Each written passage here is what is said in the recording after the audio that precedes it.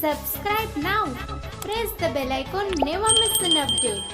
If you like videos, please like and share your friends and family. Good morning all. Mrunmayee Joshi here. In today's English grammar session, let us learn about changes in time and place during reported speech. नमस्कार, मी मृण्मयी जोशी बोलते आहे.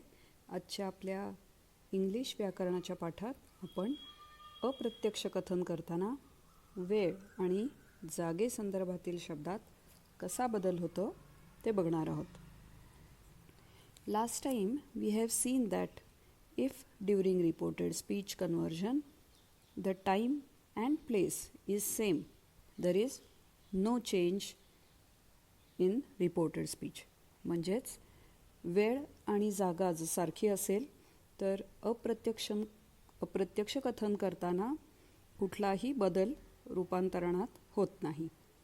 However, if you are reporting at a different time and at a different place, there are changes in words during reported speech. The words that show nearness in time and place change to words expressing distance.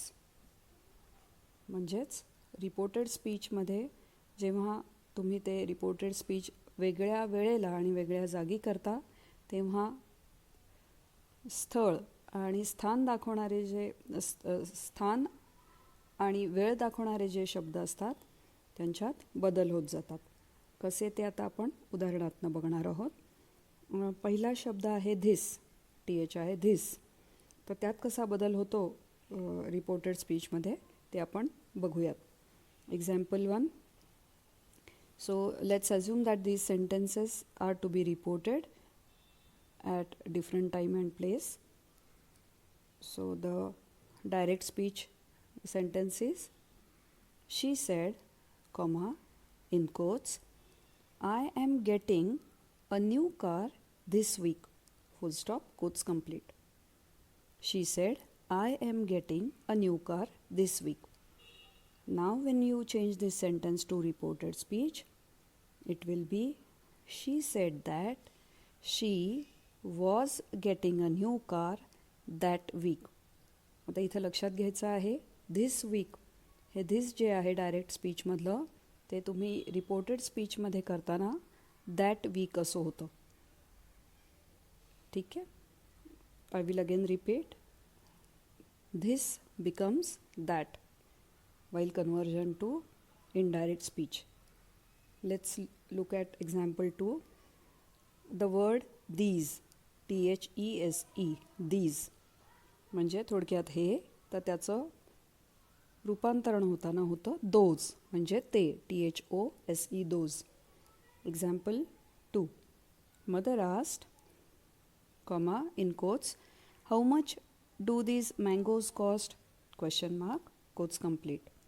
Mother asked, how much do these mangoes cost?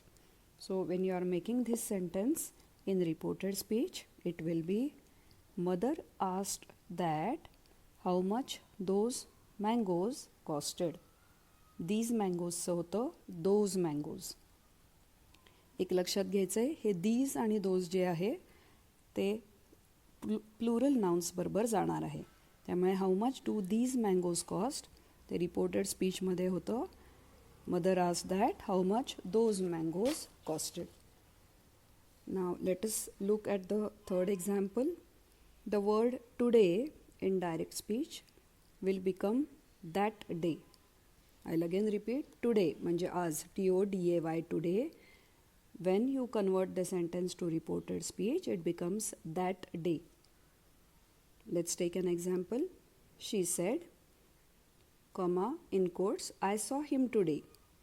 Full stop, quotes complete. She said, I saw him today. हे वाक्य आहे.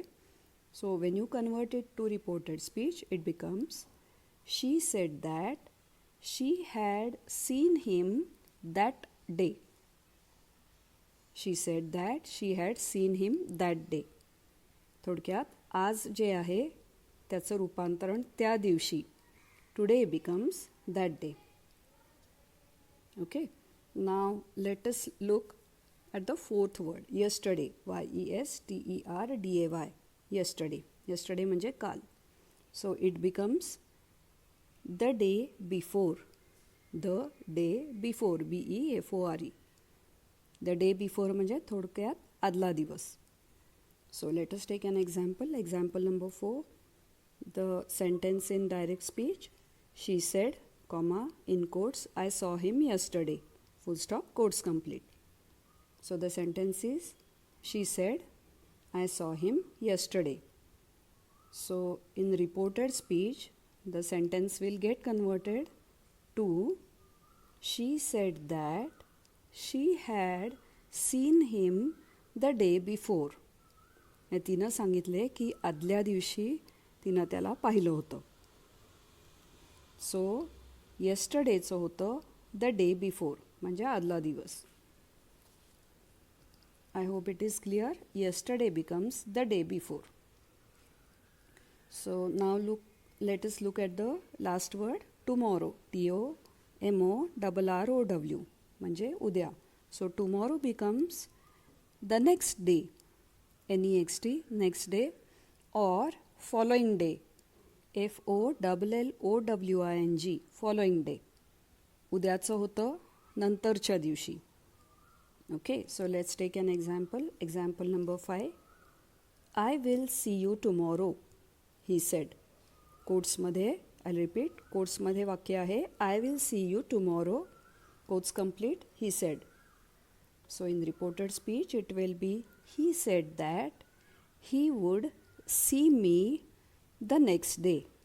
किंवा he said that he would see me the following day.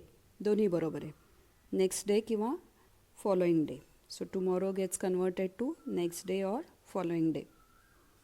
Okay, so today we have seen how the 5 words, this, these, today, yesterday and tomorrow change in reported speech conversion.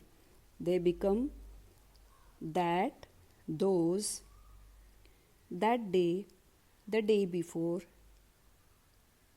and the next day or the following day respectively in reported speech conversion.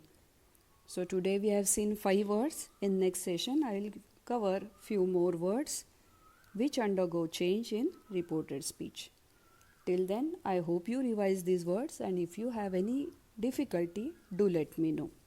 So that's all for today's session. Thank you. Dhanyavad.